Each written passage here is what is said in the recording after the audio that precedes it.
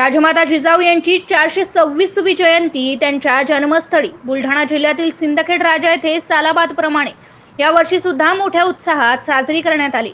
20 वर्षापेक्षाही अधिक काळापासून मराठा सेवा संघाच्या वतीने भव्य दिव्य स्वरूपात हा जिजाऊ जन्मोत्सव साजरा करण्यात येतो। 3 जानेवारी सावित्रीबाई फुले जयंती ते 12 जानेवारी राजमाता जिजाऊ जयंती असा दशरात्रोत्सव साजरा करण्यात येतो। या दरम्यान विविध धार्मिक सांस्कृतिक कार्यक्रमाचे आयोजन असते। तर 12 जानेवारी रोजी सूर्योदयाच्या वेळी राजमाता जिजाऊ यांच्या जन्मस्थळी लखुजी राजे जाधव यांचा राजवाड्यामध्ये जिजाऊ पूजन आणि जिजाऊ वंदनेने जन्मोत्सवाची सुरुवात केली जाते। राजमाता जिजाऊ यांचे वडील लखुजी राजे जाधव यांचे वंशज शिवाजी राजे जाधव यांच्या हस्ते हे पूजन केले जाते। दरम्यान अभिता कंपनीचे सीईओ सुनील शेळके यांच्या वतीने एका आत्महत्याग्रस्त शेतकरी कुटुंबातील मुलीच्या हस्ते जिजाऊ जन्मस्थळावर हेलिकॉप्टरमधून पुष्पवृष्टी करून अभिवादन करण्यात आले। दरवर्षीप्रमाणे यावर्षी देखील विविध मंत्र्यांनी या ठिकाणी जिजाऊंना अभिवादन केले आहे। यामध्ये मंत्री दिलीप वळसे पाटील, मंत्री सुधीर मुनगंटीवार यांच्यासह राष्ट्रवादीच्या नेत्या खासदार सुप्रिया सुळे, मराठा योद्धा मनोज जरांगे पाटील यांच्यासह इतर राजकीय व सामाजिक संघटनांच्या पदाधिकाऱ्यांनी माँसाहेब जिजाऊ यांना अभिवादन केले। तर जिजाऊ सृष्टीवरती मराठा सेवा संघाच्या वतीने सभेचे आयोजन केले जाते। त्यामध्ये राज्यासह देशविदेशातील जिजाऊ अनुयायी लाखोंच्या संख्येने सहभागी होऊन मराठा सेवा संघाचे संस्थापक अध्यक्ष पुरुषोत्तम खेडेकर यांच्या भाषणातून आणि नवी ऊर्जा घेऊन जात असतात। आणि या उत्सवाचे वैशिष्ट्य म्हणजे या ठिकाणी 200 पेक्षा अधिक ही पुस्तकांची स्टॉल लावली जातात। एक प्रकारे वैचारिक मेजवानी या ठिकाणी दिली जाते। यामध्ये लाखो रुपयांची उलाढाल या पुस्तक खरेदीतून विक्रीतून होत असते। यावर्षी देखील जवळपास 7 ते 8 लाख जिजाऊ अनुयायींनी सिंदखेड राजा या ठिकाणी येऊन जिजाऊंना अभिवादन केले आहे। MCA न्यूज मराठीकरिता राजीव वाढे, बुलढाणा।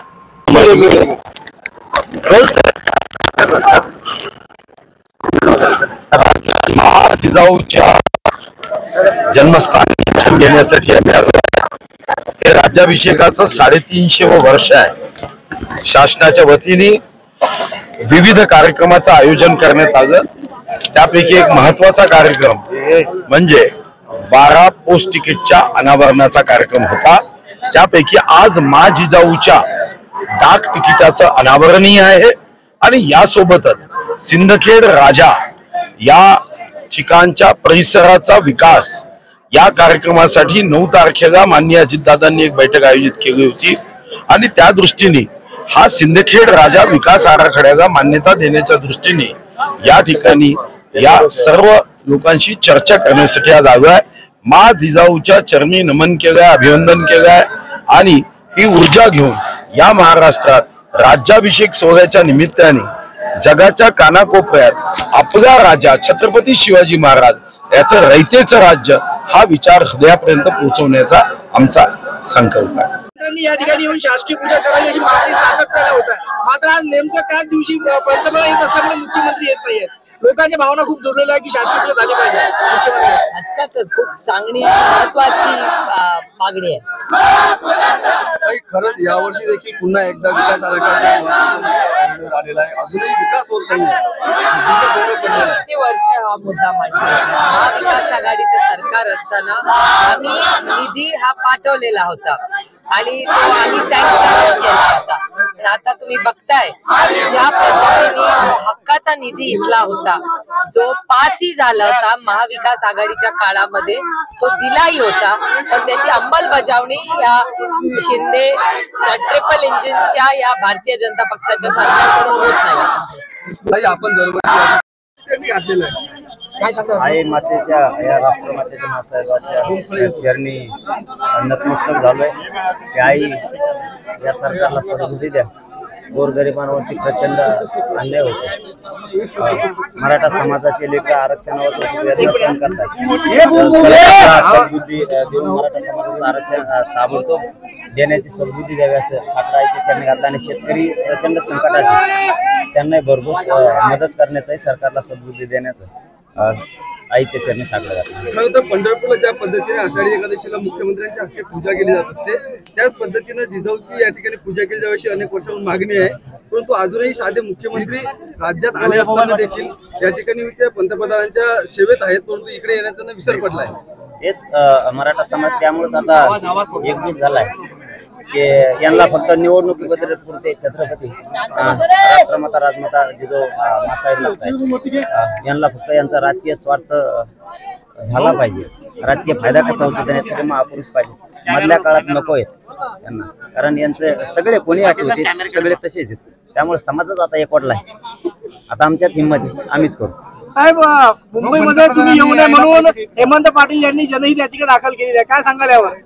हे बघा, कोणी काही केलं तरी या लोकशाहीनं आम्हाला अधिकार दिलेला आहे शांततेचं आंदोलन करायचं. माझ्यासह मी अमरावती उपोषण करतो, माझा समाज सुद्धा अमरावती उपोषण करायसाठी मुंबईला चाललाय.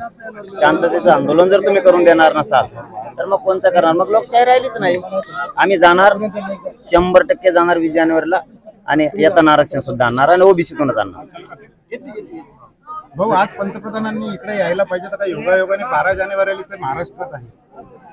त्यांच्याकडून आपल्या आशा सोडून दिलेल्या आहेत. आम्ही शिर्डीला आले होते त्याच वेळेस आम्ही सांगितलं तर तुम्ही सरकारला सांगू शकता की एक साधा निर्णय करायचा, मराठा आणि कोणती एक असल्याचा तुम्ही निर्णय करू शकता. परंतु त्यांनी नाही केला. त्यावेळेसही काही सरकारला सांगितलं नाही. त्यामुळे आता जरी जवळ आले काय लांब गेले काय, सामान्यांची त्यांना आता आवश्यकता नाहीये. परंतु सामान्यच काय करू शकतात हे त्यांनाही माहिती आहे चांगलं. नंतर त्यांच्या आता लक्षात येईल. तुम्ही नेहमी म्हणता चर्चेची दारं उघडी आहेत. पूर्वी शिर्डीला आले तेव्हा तुमचं ऐकलं नाही, मात्र आता पुन्हा त्यांना तुम्ही आव्हान करणार, मागणी करणार, साथ घालणार का? अजिबात नाही. एक वेळेस आम्ही आव्हान केलं होतं, विनंती केली होती सरकारला सांगा. बार बार आव्हान करायला एवढे लेचे मराठी थोडे आहेत. आम्ही आमच्या स्वतःच्या बळावरती आंदोलनही करतो आणि आम्ही छत्रपतींना त्यांनाही मानतो, राजमातांनाही मानतो. त्यांना बळच बोलवलं नाही, कोणी येतो बळच बोलवला, तू येत नाही, बार बार आमंत्रण देऊन किंवा बार बार त्यांना या म्हणून का आपल्या समाजाचा किंवा आपला अपमान करायचा? अजिबात नाही करायचं, काय आवश्यकता नाहीये. एकदा विनंती केली, त्यांना माणूस की जिवंत असायला पाहिजे, त्यांच्यात नाही राहिली, सामान्याची आता गरज नाही. चला, धन्यवाद दादा.